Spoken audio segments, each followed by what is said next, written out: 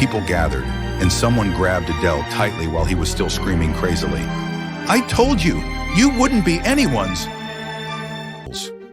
Nira is a beautiful girl of average means who is 21 years old. She has great ambition and big dreams.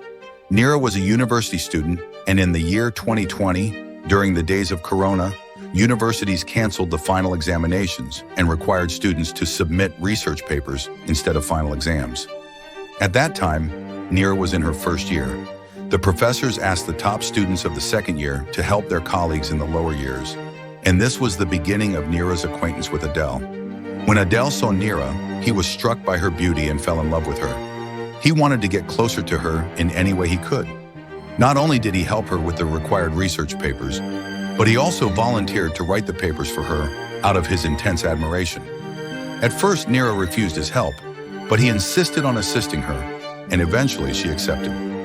A few days later, he sent her a message on Facebook asking to meet so he could hand her the research papers. He was supposed to meet her alone outside the university. He was excited and very happy at the thought of seeing her alone so that he could express his love for her. However, the surprise was that she did not come alone. She was accompanied by her mother. Adel felt frustrated at the lost opportunity he had been waiting for. Nevertheless, he gave her the research papers and also handed her some chocolates he had bought for her. She accepted them and thanked him for his effort. Adel then sent Nira another message on Facebook. In this message, he confessed his love for her and hoped that she would reciprocate.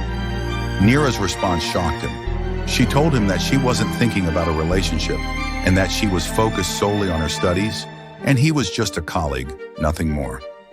He continued to chase her everywhere and sent her messages on various social media platforms.